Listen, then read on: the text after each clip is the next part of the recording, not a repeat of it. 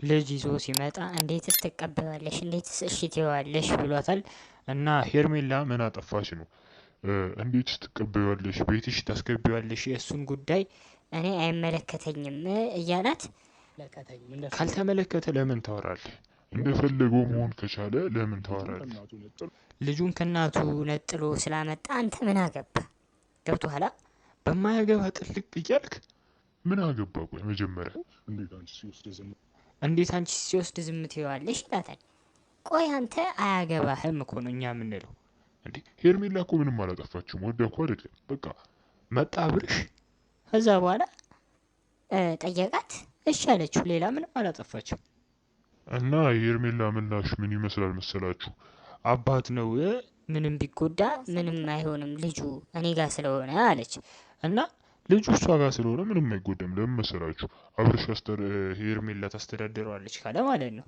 እና እናንተ አትፍጨረጨሩ በሉልኝ የኔ ቤተሰቦች። ይሄን የምትመለከቱ እየገባችሁ ሄርሜላ ለምን እንደዚህ ይቆጣታል? ሄርሜላ እኮ እንደዚህ መቆጣት የለባትም። በቃ እናንተ ባትወዷት ሁላ መደገፍ አለባችሁ። ለምን መሰላችሁ? ሄርሜላ ያጠፋችሁ ነገር የለም። ያጠፋችሁን እስቲ አጥፍታለች ካላችሁ ኮሜንት ላይ አስቀምጡ። ከሩታ ነጥሎ አብርሽ ልጁን ይዞ መጣ ሄርሜላ ጋር ማለት ነው። እና ሄርሜላ ጋር ይዞ ሲመጣ ኃላፊነቱን አንደኛ እወስዳለሁ ብሎ ነው። ሁለት ደግሞ አንተ እዚህ ጋር አይመለከትህም። ሄርሜላ እህት ስለሆነች መቆጣት ምንም ማበሳጨትም የለብህም። ሄርሜላ እንደፈለገችው ትበል እንዴ። አብርሽ ፈልጎ ከመጣስ አንተ እኮ እዚህ ጋር በማያገባ ጥልቅ እያልክ እንደ እርጉ ዝም ብለህ ነው እየገባህ ያለው። እናንተ እስቲ ምን ትሉታላችሁ? ይሄን ሰውዬ ሄርሜላ ምን አለች? አብርሃምና ሩታ እየፈጠሩ ያሉ ነገር እስከ መጨረሻ የማይገናኙበት ነገር ሊሆን ይችላል እና እኔ ምንም አላውቅም፣ እኔ ምንም አላጠፋውም እያለች ነው። እና ዴቭ እኮ አንተ አሁን ያልከው እኮ ትክክል እኮ ነው፣ ግን በማያገባ መግባት የለብህም። ሩታን እንደ እህት መምከርህ እኮ አሪፍ ነገር ነው፣ ግን ልቆጣሽ ነው የመጣሁት አይባልም እንዴ። አሁን እኮ አብርሃምና ሩታ የየግል ህይወት እየኖሩ ነው።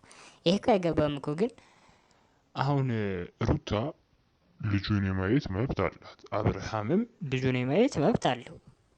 ምንድነው እስከ መጨረሻ የሚያለያያቸውን ነገር እየፈጠሩ ነው። ልጁን አውቀው አብርሃም ይዞት ይሄዳል፣ እነ ዳኒ በዛ በኩል ይከሰታሉ። በቃ ብጥብጥ፣ ሁሌ ብጥብጥ።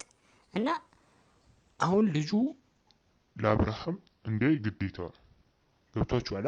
አብርሃም ካላየው ልጁን ከሄርሜላ ጋር ካላደገ በቃ በሴት ካላደገ በእናቱ ካላደገ ወይ በሌላ ሰው ማድረግ አለበት እንጂ አብርሃም ብቻውን አይችለውም። ገብቷችኋል። ዝም ብሎ ከሱቅ የመጣ ወተትና እንትን የሆነ በጥብጦ ሊያሳድገው ነው እንዴ? አይችልም። የእናቱ ወተት ያስፈልገዋል፣ ብዙ ነገር ያስፈልገዋል ልጁና ልጁን በመሀል ተሰቃየ፣ አሻንጉሊት አደረጉት።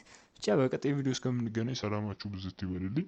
ሄርሜላ ምንም አላጠፋችም የምትሉ ኮሜንት ላይ እያስቀመጣችሁ ቻው።